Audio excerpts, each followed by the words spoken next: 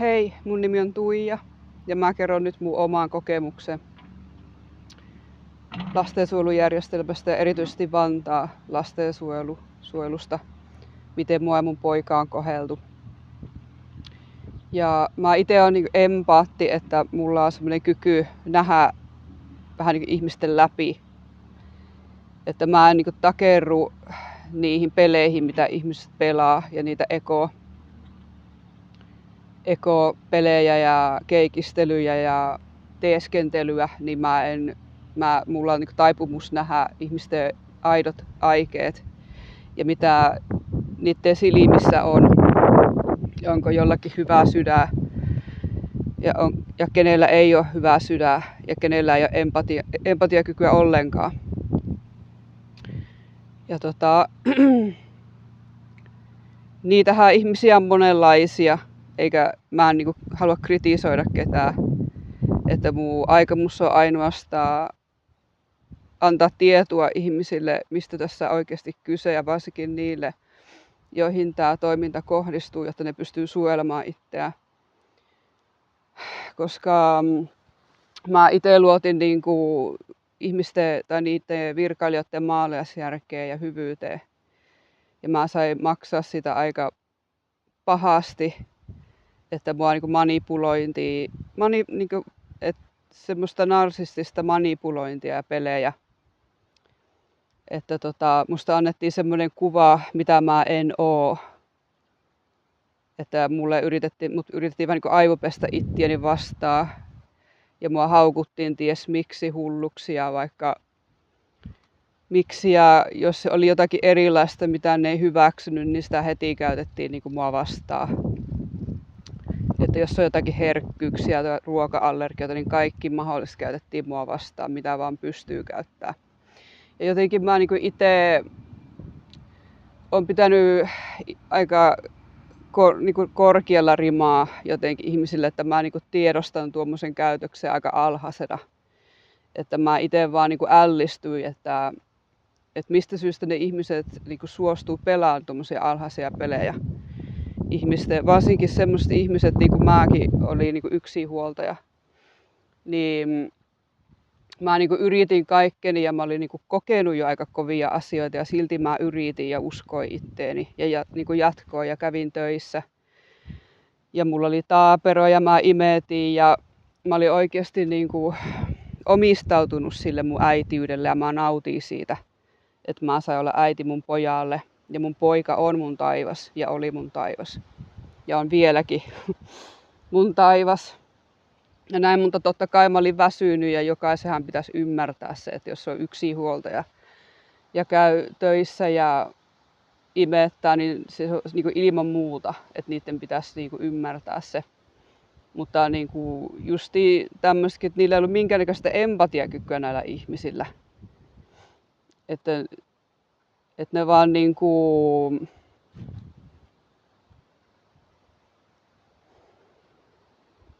se niin kuin tuli selväksi, että niillä on joku agenda tavallaan, että ei niillä ollut mikään tarkoituskaan auttaa mua. Että niillä oli joku oma lehmä ojassa aivan selkeästi, että jos jotakin ihmistä halutaan auttaa, että jolla on vaikeaa ja se pyytää apua, niin sitten totta kai keskustellaan niin kuin aikuiset ihmiset, että miten me voitaisiin, että jos sä oot väsynyt, niin otetaan se ihmisen omakin valta pitää ottaa huomioon ja kunnioittaa sitä, niin kuin, että miten me saadaan, että ei tarvitse traumatisoida niitä lapsia, jotka yhtäkkiä revitään vaan. Varsinkin jos on ollut rakastava vanhempi, joka on antanut paljon rakkautta ja yksinhuolta ja se on ollut sen koko maailma. Se lapsen maailma, niin revitään sitten semmoinen taapero. Semmoiselta äidiltä, niin se on hyvin traumatisoivaa. Että mä oon joutunut niin kuin antaa ihan kaikkeni sekä itselleni että mun pojalle, että me molemmat selvitään tästä niin kuin traumasta, mikä meillä on aiheutettu. Ja että niin kuin pysyy niin kuin vielä sydän niin kuin auki ja että se on lämmin. Että mä oon joutunut tekemään aivan kaikkeni ja se oli niin julmaa, että niillä olisi ollut milloin tahansa mahdollisuus nähdä ja niin että tämä ihminen yrittää kaikkensa ja sillä asunto ja on töitä ja se oikeasti yrittää, niin niillä olisi ollut milloin tahansa mahdollisuus niin kuin pelata niin kuin yhteistyötä mun kanssa, osoittaa inhimillisyyttä ja myötätuntoa, maalaisjärkiä. Mutta ne alkaa niin kuin kiusaa sua, pelaa näitä narsistisia pelejä, että aina on joku vialla ja ei, että et sä yhtäkkiä niin kuin saat aivan, että sua ei voi niin kuin päästää edes kahdestaan ja niin kuin sun lapsen kanssa, että varsinkin jos sä oot niin kuin reagoinut siihen pahoinpitelyyn jollakin lailla, että sä oot niin kuin, etkö mekin mentiin semmoiseen Tikkurilassa on tää perhekuntoutus Kuusala ja sitten se oli semmoinen aika ahistava paikka, että niin kuin joka asiaa kytättiin siellä ja justiin ei ollut mitään semmoista niin kuin, se on sitten eri asiat, jos on käynyt kotipalveluihmisiä, niin monesti ne on semmoisia, jotka on niin kuin nähnyt ja ne kunnioittaa sitä lapsiperheen arkia ja sen tuntee sen myötätunnon ja halu auttaa, niin ei semmoista, että niin kuin joka asia kytätään ja kritisoidaan ja tuomitaan, että ne niin kuin nauttii siitä, ne ihmiset saa kritisoida ja tuomita, että ne saa siitä niin kuin sitä narsistista semmoista mielihyvää, että saa jotakin lytätä alas. Ja ne tekee vielä sen niin kuin pienten lasten kustannuksella. Että se mua ihmetyttää, että eikö ne voi tehdä sitä olua hyväksi niin kuin kunnioittamalla itseään muita sen sijaan, että satuttaa muita ja pelaa jotakin sadistisia mielipelejä. Että pystyy kontrolloimaan, manipuloimaan toista ihmistä ja niin kuin, saa toiselle, niin kuin niille vanhemmille varsinkin tehdä semmoinen olo, niin kuin, että ne olisi roskaa. Ne on roskaa, eikä niillä ole niin kuin mitään valtaa enää niiden asioihin.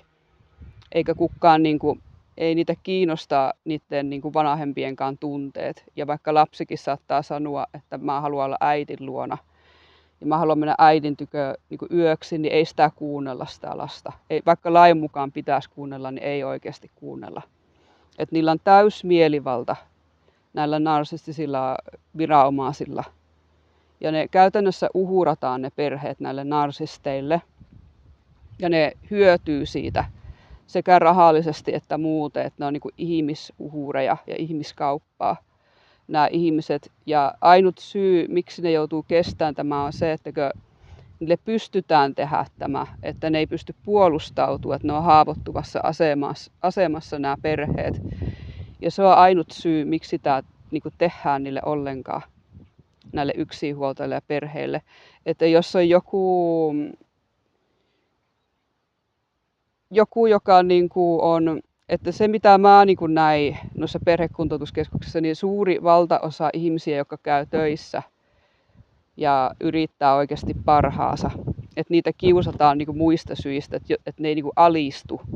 Että se on niin kuin, että jos ei suostu alistuu ja on jotakin ylpeyttä ja itsekunnioitusta ja niin kuin, että sanoo niille viranomaisille, että tämä ei oikeasti auta mua eikä mun lasta, että päinvastoin tämä vie multa mun työt ja kaiken tämä varastaa multa, mun ilo ja vapauden ja mä näen, että mun lapsikin kärsii tästä ja sanoo ei.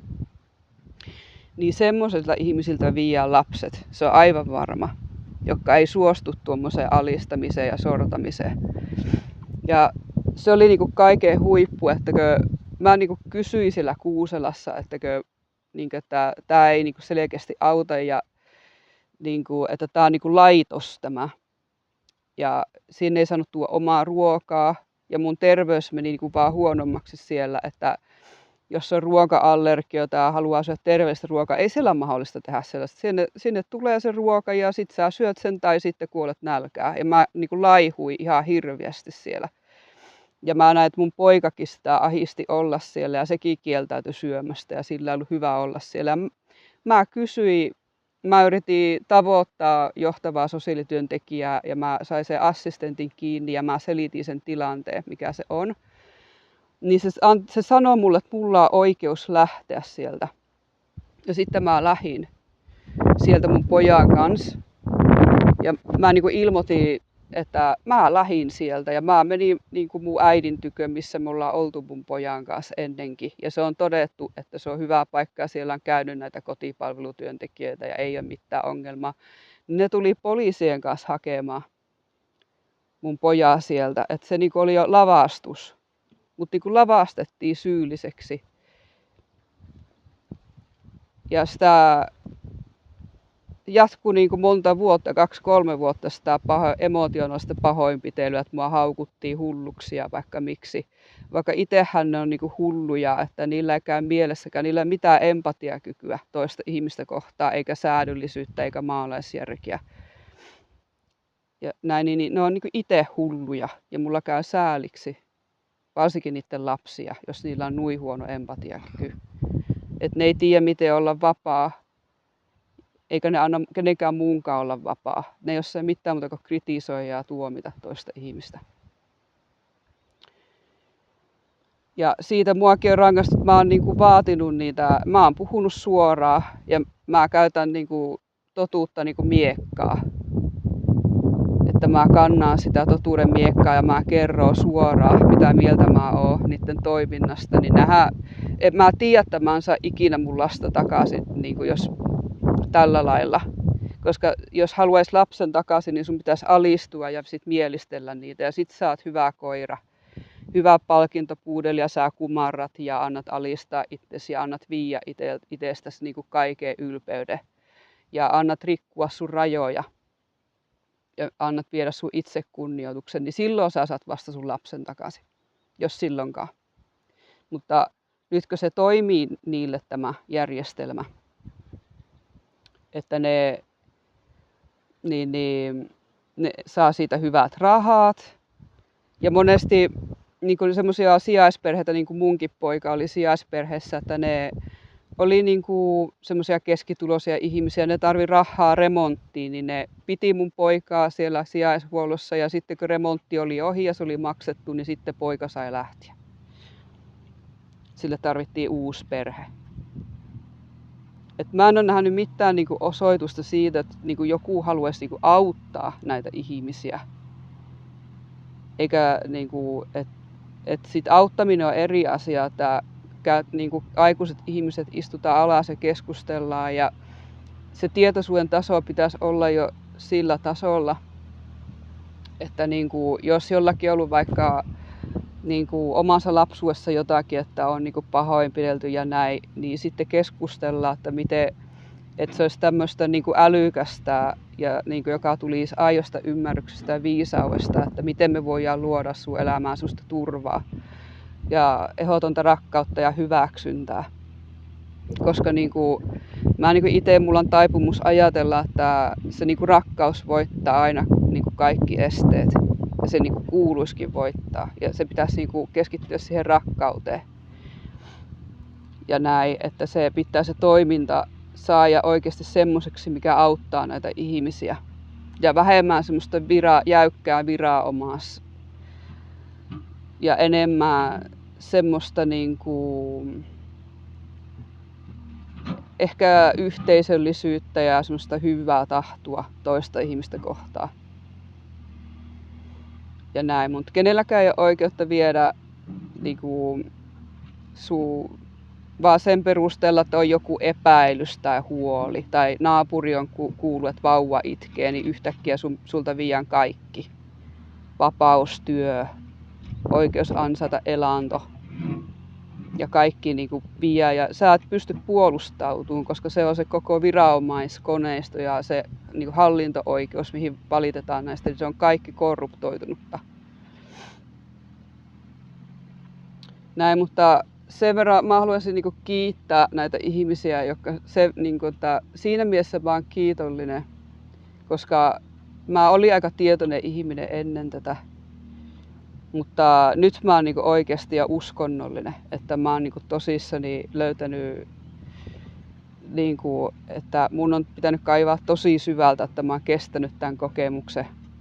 Ja mä oon niinku löytänyt tosi vahvaa yhteyden mun omaa sydämeen ja niinku luojaa. Ja mä en olisi saanut sitä, jos se mun olisi niinku ollut pakko etsiä sitä yhteyttä. että se oli niin julmaa se toiminta, että todennäköisesti ne toivokin sitä, että mä kääriytyisin johonkin nurkkaan ja niin kuin tekisin jonkun itsemurha tai kuihtuisin pois. Ja se oli aika vähällä, että se oli niin kuin, korkeimmat voimat ja luoja, mikä on niin kuin aina vaan puskenut mua eteenpäin. Ja on tuntenut semmoiseen ystävälliseen aina niin kuin tönäisyyn selässä, että hei, että kyllä tää tästä. Mutta tää on mun totuus. Ja mun poika, se oli täynnä valoa ja on vieläkin täynnä valoa. Ja sitä tarvitse silmästä yhden kerran, niin näkee, että sillä on kaikki hyvin. Ja mua kehuttiin monessa paikassa, että sä oot niinku semmoinen myötätuntoinen äiti, joka antaa paljon hellyyttä ja lohuttaa, jos lapsella on joku hätä. Ja näin, että justiin sen takia, että kun mun oma lapsuus ei ollut mikään paras mahdollinen, niin justiin se tekee musta niin tietoisen ja hyvä äidin, että kun mä oon niin valmis menee helvettiin mun lapsen takia. Mutta koska tietää mitä ei halua niin kuin itselle eikä omallekaan lapselle. Mä toivon kaikille parasta ja jopa niille, mä annan anteeksi niille, jotka on mua satuttanut. Ja mä sanon nyt niiden nimet, jotka on tässä toiminnassa tälläkin hetkellä, koska ne on ansainnut sen. Että jos joku hyökkää mun elämää ja mun pojan elämää vastaan, niin silloin mä teen niiden olon epämukavaksi. Sori vaan. Ja ne, jotka nyt hyötyy tästä ja on, niin kuin, että niillä olisi ollut mahdollisuus tehdä mikä oikein, niin on perhetyöntekijä Riikka Vilmi, Iina Lyytikkä, joka omistaa tämän yrityksen, mikä tekee tuottua tällä lasten sijoittamisella. Ja ne on kaikki nähnyt, että kyllä, siis mä oon hyvä ja turvallinen äiti. Jos ne oikeasti haluaisi niin kuin hyvää mulle ja mun lapselle, niin ei olisi mitään ongelmaa. Ja sosiaalityöntekijä Sonja Vaito ja Niina Luukkonen ja Sanni Kupiainen. Että sellaista ja terveisiä vaan kaikille ja mä annan teille anteeksi. Mä en tiedä mitkä teidän motiivit oli. Ja mä annan teidät luojan haltuun. Ja se on teidän asia tehdä rauha luojan kanssa.